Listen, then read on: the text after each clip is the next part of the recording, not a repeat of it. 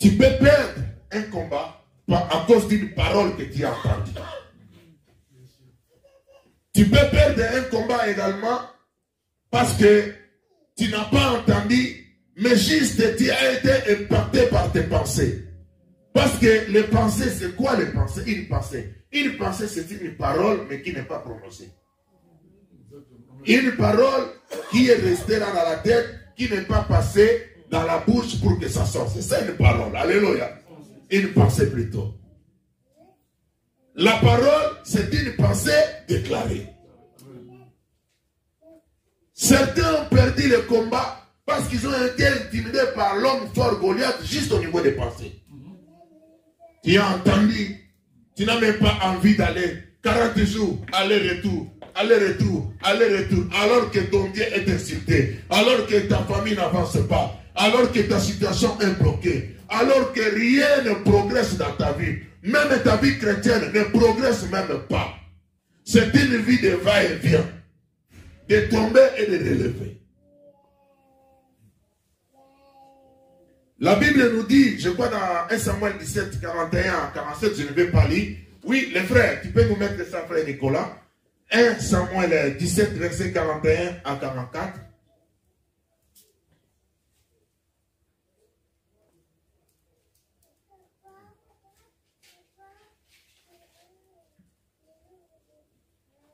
Les Philistins s'approcha peu à peu de David. Et l'homme qui portait son bouclier marchait devant lui. Les Philistins regarda. Dis avec moi, regarda. Et lorsqu'il aperçut, dis avec moi, aperçut. Lorsqu'il aperçut David, il le méprisa. Dis avec moi, méprisé. Ne voyant en lui qu'un enfant blond et d'une belle figure. Alléluia. Amen. Je vais dire quelque chose. Vous savez, dans les combats, il y a une tactique. Il y a des stratégies. Il y a des modes d'opération.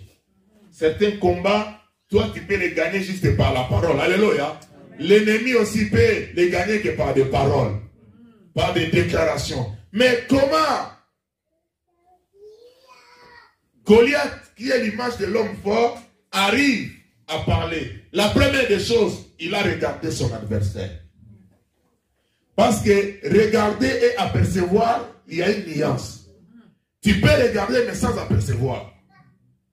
Moi, tu peux me regarder, mais tu n'aperçois pas que j'ai des lunettes. Est-ce que vous comprenez? Vous comprenez? Tu peux me regarder, tu vois que non, je suis là, mais tu n'as pas aperçu que je porte des lunettes. Pour apercevoir, il faut bien regarder. Goliath, il a regardé David, il a aperçu que David était un enfant. Il commença à le mépriser. La Bible dit, il voit que c'est un enfant qui est blond, qui est de belles figures. C'est-à-dire, il veut dire que David, ta place n'est pas dans le combat. Toi, peut-être ta place c'est pour faire être comme un mannequin. Est-ce que vous comprenez? Ta place pour faire défiler de mode. Tu es blond et de belles figures. Qu'est-ce que tu veux chercher ici? Pasteur, il y a des militaires, des soldats. Quand tu les regardes, tu n'as pas envie de regarder des fois. Et surtout en situation de guerre. En situation, frère, les gens qui ont vécu là où il y a des cons. Frère, il y a certains militaires, quand tu les regardes comme ça, c'est comme s'il a déjà tiré sur toi. Tu n'as même pas envie de regarder des fois. Tu dis, si je regarde des fois même, je ne parlerai pas déjà, je serai entre ses mains. Mais quand on regarde David, on voit que c'est un petit, c'est un blond, sa place doit être derrière l'ordinateur, sa place doit être derrière un comptoir dans un magasin en train de vendre le téléphone des ordinateurs. C'est comme ça des fois, l'homme fort nous minimise, te méprise. J'aimerais te dire que ta place est dans le combat. Amen. Ta place est au front. Amen. Frère, pour que ta place soit au front, ce n'est pas seulement Tu as l'apparence d'un blond, d'une blonde. Tu as l'apparence d'un intellectuel. Mais spirituellement, tu es costaud. Tu es un guerrier. Tu es un combattant. Préparé dans la guerre. Tu as attaqué les lions et l'ours. Laissez-les te voir comme un petit. Laissez-les te mépriser. Laissez-les te voir comme ta place c'est au bureau. J'ai dit, ah bon, ma place c'est au bureau, gloire à Dieu. Mais tu viens m'attaquer au bureau, je suis là. Tu viens m'attaquer dans la forêt, je suis là. Je suis 4-4. Alléluia. 4 x 4, tout terrain. David était tout terrain. J'aimerais que tu sois tout terrain. Dans la joie, tu es là pour attaquer. Dans la famine, tu es là pour attaquer. Dans la souffrance, tu es là pour riposter. Ta nature n'est pas là pour reculer pendant 40 jours. Mais ta nature, un coup de flamme. Tu arrives sur le terrain. Tu vois Goliath apparaître. Tu ne vois pas sa taille. Mais tu l'aperçois que c'est un incirconcis. C'est un païen. C'est un vagabond qui insulte le nom de l'Éternel. C'est ce que David a fait. Frère, nous devons prier avec le Saint-Esprit pour qu'il nous aide de changer notre façon de voir les choses. Notre façon de percevoir. Des fois, toi, là où tu vois l'échec, moi, je ne vois pas l'échec, je vois la réussite. Vous savez, dans la mentalité des gagnants, dans la mentalité des gagnants, lorsqu'il y a un problème qui est difficile, par exemple, tu vois le pot de fleurs qui est là, ça pèse, je peux dire, je vais donner un exemple, ça peut peser 150 kilos. Tout le monde là dit, ah, c'est impossible. Ah, le pot de fleurs, ça doit rester là. Mais un gagnant, lui, il ne voit pas que c'est trop lourd, mais lui, dans sa pensée, il dit, comment je peux faire pour les déplacer? Est-ce que vous comprenez? Lui, il se pose la question, comment je dois faire pour les déplacer? Il a déjà surpassé le poids, oui, 150 kilos. Certaines personnes voient que 150 kilos, c'est fini. Mais lui, il voit que c'est 150 kilos, il rentre maintenant dans la réflexion. Comment je peux faire pour les déplacer? David a regardé aussi Goliath. David a vu également la taille de Goliath.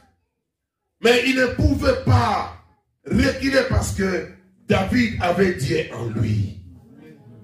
Et un Dieu en action. Bien aimé, nous avons la sémence de Dieu en nous. Tu as la sémence de Dieu en toi. Quand même il y a un homme fort dans ta famille qui a tout fait pour détruire ton avenir ou l'avenir de ta famille, avec Dieu, au nom de Jésus-Christ, c'est possible de renverser ses armes et ses stratégies pour que ta vie soit libérée. David, qu'est-ce qui a motivé David? Lorsqu'il arrive, il pose la question, qu'est-ce qu'on va donner à celui qui va battre cet homme? Quand j'ai réfléchi à cela, j'ai compris, c'est comme si l'avenir aussi, le succès de David quelque part, était caché derrière Goliath. Comment? Parce qu'en réalité, David devait être le beau-fils du roi. Et alléluia. Amen. Il devait être le beau-fils du roi. Il devait rester dans le palais royal. Sa famille avait droit de bénéficier des exonérations, des taxes. Mais tout cela était bloqué par l'homme fort qui était devant. Derrière l'homme fort, il y avait l'exonération. Derrière l'homme fort, il y avait une situation de mariage élevée dans la famille royale. Derrière Goliath, il y avait l'élévation. David a misé sur les enchères. Je ne regarde pas Goliath, mais je vois les enchères. Celui qui va les tuer, il aura pour femme les fils du roi. La fille du roi, excusez-moi. Et sa famille sera exonérée de tout l'État. C'est-à-dire, même mon papa qui est devenu vieux, qui a que des brebis, sera exonéré de toutes ces taxes. Mon papa aura aussi une promotion, sera élevée. Cela a motivé. Frère, tu dois peser tu dois mettre dans la balance tous les enjeux de ton avenir. Bien-aimé, voilà pourquoi, bien-aimé, quand tu analyses, quand tu es avec le Saint-Esprit, nous avons parlé le mardi passé sur le discernement. Tu discernes, tu comprends et tu découvres l'homme fort qui est assis sur ta bénédiction. Tu te prépares aussi pour lui faire face. Et quand tu lui fais face, dans la parole de Dieu, avec la grâce que le Seigneur nous a disposée, tu seras vainqueur. Cela ne dépend pas des armes, parce que David, il a vaincu Goliath avec une pierre. Mais une pierre qui avait l'autorité divine, qui avait le pouvoir divin. Avec un moyen faible, tu peux renverser l'homme fort. Avec un moyen très... Vous savez, la Bible est remplie des exemples comme ça. Les gens qui ont utilisé des moyens négligés, mais ils ont renversé des hommes forts. Vous vous souvenez encore c'est Samson qui a renversé ses ennemis avec le mâchoire d'âne. C'est Samson. Toujours avec le Philistin. Mâchoire d'âne. Moyen faible. Ne te minimise pas. Laissez-les te minimiser. Prends-toi en valeur. Pourquoi tu dois te prendre en valeur? Parce que Dieu vit en toi. Amen. Parce que la parole de Dieu vit en toi. Parce que Jésus vit en toi. Parce que tu es l'héritier des promesses. La Bible nous dit dans Luc 4, verset 18, l'Esprit du Seigneur est sur moi parce qu'il m'a oint pour annoncer une bonne nouvelle aux pauvres. Il m'a oint pour guérir ceux qui ont le cœur brisé, pour proclamer aux captifs la délivrance et aux aveugles le recouvrement de la vie, pour renvoyer libres les opprimés. Je suis venu te dire que le Seigneur veut que tu sois libre. Amen. Il veut que tu sois libre. Ne sois pas un esclave. Que tu ne sois pas dans la servitude. À cause d'un homme fort dans votre famille qui a rendu toutes les générations dans la servitude. Il n'y a pas de mariage. Vous comptez que des divorces et des divorces. Il y a un homme fort quelque part. Il y a une maladie toujours en répétition dans votre famille. Et cette maladie amène toujours à la mort. Il y a un homme fort qui peut être peut-être un membre de votre famille. L'homme fort, on peut le trouver partout. Ça peut être quelqu'un de ta famille. Ça peut être un collègue du travail. Lui, pour avoir la promotion, il est allé chez les marabouts ou chez les bouddhistes pour que toi tu tombes malade afin que petit à petit qu'il remplace, qu'il puisse récupérer ta place. Ça peut être aussi un collègue. Ça peut être un voisin. Ça peut être quelqu'un de la famille qui a sacrifié la vie de toute la famille. Personne ne peut avancer dans cette famille. Pourquoi? Parce qu'il y a un homme fort. Je vous donne quelques secrets. La première des choses, cherche à connaître quel est cet homme fort qui est devant la maison où se trouve mon avenir et ma réussite. Cherche à les connaître. C'est dans la prière que tu les connaîtras. En écoutant le Saint-Esprit que tu les connaîtras. Deuxièmement, cherche à connaître les armes qu'il utilise. Voilà pourquoi David a dit, toi tu viens contre moi avec des javelots et des lances. Mais moi aussi, je ne suis pas mes vides. Alléluia. Moi aussi, je viens devant toi avec le nom de l'Éternel. C'est-à-dire, tu dois apprendre à approprier les armes. Quelle arme? Si David avait utilisé les armes que Saoul lui avait données, il allait perdre. Il faut savoir utiliser chaque arme devant chaque type de combat. Quel type de combat que tu as? La Bible dit, certains démons, ils sortent que par des prières et par des jeûnes. Il y a un certain moment de combat dans la vie, il faut que tu jeûnes et il faut que tu pries. Dans certains murs qui bloquent ton avenir, des fois ça demande que la louange. Comme tout autour de Jéricho. Alléluia. Oh, je vais tourner avec des trompettes. Dans certains combats de la vie, ça demande que des trompettes. Certains combats, ça demande, bien aimé, que tu puisses prendre une mâchoire. Quel type de combat que tu as? Est-ce que tu connais l'homme fort qui est assis sur ton avenir? Toute femme à qui tu approches, il ne veut même pas t'approcher de toi. Tout homme qui s'approche de toi, après 3 mois, 6 mois, il part. Qui le fait fuir? Pourquoi il le fuit? Il y a un homme fort quelque part. Tu as envie de continuer dans tes études, tu n'arrives pas. Tu peux bien travailler, arriver devant l'examen comme ça.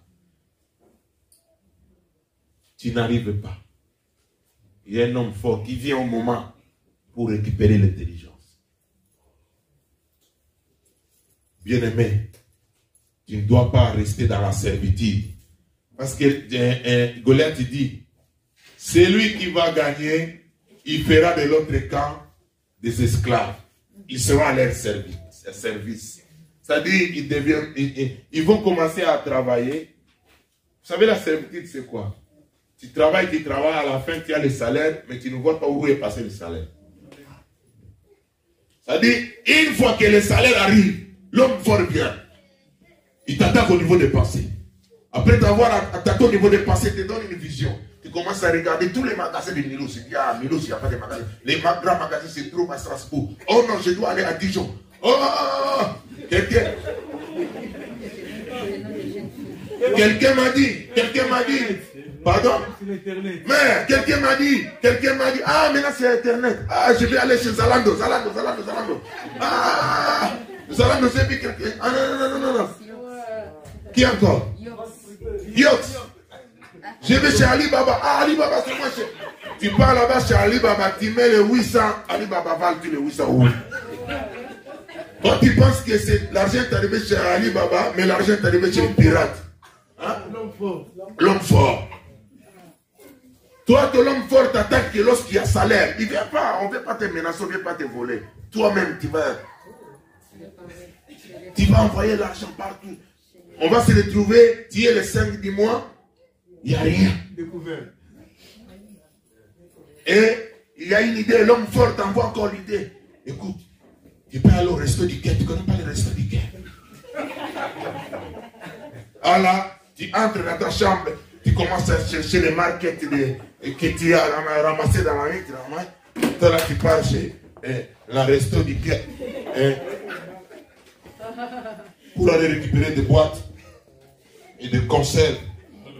Pourquoi? Parce que c'est l'homme fort. L'homme fort, il est là. Lui, il dit, celui-là, je vais lui laisser, il sera toujours bon et belle. Il va commencer à s'habiller avec des belles chaussures. Il sera toujours bien. Mais lui, je l'ai destiné que chez les stockers. Il va aller. Et quand il rentre comme ça avec des sacs, c'est plein avec des conserves. L'homme fort. C'est pas la vie. Et alléluia. Frère, tu dois faire face à l'homme fort. L'homme qui est béni, la bénédiction commence par l'organisation. La stabilité commence par l'organisation. Celui qui sait s'organiser. Alléluia. Frère, notre Dieu est le Dieu tout-puissant. Nous sommes venus à lui pour hériter la vie éternelle. Mais dans ce siècle présent, il a prévu également les bénédictions pour nous. Et alléluia. Il a prévu. Tu ne dois pas laisser ton avenir comme ça, tes richesses être lapidées comme ça par l'homme fort. Vous savez, le diable est tellement risé. Il utilise plusieurs moyens. Vous attendez. Moi, je ne comprends pas les gens là, comment les démons les touchent. Toi, les démons ne viendront pas. Toi, les démons viennent ici l'éternel. Il a changé, dit que tellement que tu es éveillé là-bas, lui, il va te chercher à l'éternel. C'est là où il va t'avoir. Parce qu'il t'a déjà rendu esclave de l'éternel. Esclave des réseaux sociaux. Parce que la façon que tu considères, c'est que ce n'est pas dans les réseaux sociaux, c'est plus que même la Bible. Tu n'as pas le temps de lire la Bible. Tu ne crois même pas ce que la Bible dit. Si tu vois ça sur les réseaux sociaux, tu ne vas pas écouter. Alors que si tu vérifies même, ce n'est même pas vrai.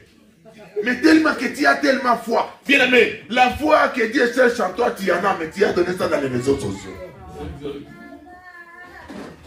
L'homme fort. L'homme fort des réseaux sociaux, il est là, frère. Tu as changé ta vie, tu as changé ta façon d'être, tout ça. Alors, frère, j'aimerais que nous puissions prier. Alléluia. Amen. J'aimerais que nous puissions prier. J'aimerais bien aimé que nous puissions tenir face. Bien aimé, n'aie pas peur, tu as le pouvoir. Tu as la force parce que Dieu vit en toi. Jésus a laissé son trône, il est venu mourir à cause de toi. Pour te donner la vie. Et nous ne pouvons pas laisser l'homme fort, bien aimé, nous rendre esclaves. Et David a refusé cela. Alléluia. Il a refusé, dit Goliath, je sais, tu es grand, tu es géant, tu es tout armé. Mais tu viens envers moi avec des javelots, moi je viens vers toi au nom de l'Éternel. Nous devons avoir le nom de l'Éternel comme notre arme. Alléluia. La parole de Dieu comme notre arme. Et cette parole qui est en toi, tu dois les parler, tu dois les déclarer. Alléluia. Tu dois les prononcer, bien aimé. S'il y a quelque chose qui ne va pas, viens voir ton pasteur. Viens partager avec ton pasteur.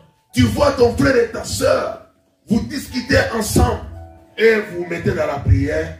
Le Dieu qui est fidèle, il est là pour nous donner la capacité, la force de surmonter pour arriver jusqu'à la maison. Alléluia.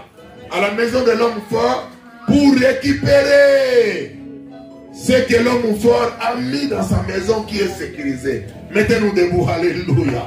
Oh, gloire. Commence à bénir le Seigneur. Yoka. Oui, il y a un Dieu. Je voudrais que nous puissions chanter avec les amis bien-aimés. Amenez-nous dans ces cantiques. Oui, il y a un Dieu. Alléluia, le Dieu. Bien aimé, là où nous sommes, tu commences à dire merci à Dieu. Commence à bénir le Seigneur. Tu dis qu'Éternel, tu es avec moi. Tu vis à moi. Tu es le Seigneur de gloire. Tu es le Dieu capable. Tu es le Dieu fidèle. Kamarobo Kashanda. Glokondo Rabaka Shanda. Yakama. Bien aimé, commence à dire merci à Dieu là où tu es. Dis Seigneur, merci pour ta parole. Merci pour ta présence. Merci pour ta fidélité. Merci. Soko Rabako Shanda. Sakayama Koshanda. Shanda Rababa Koshanda. Glokondo Rebe Koshenda Rababa.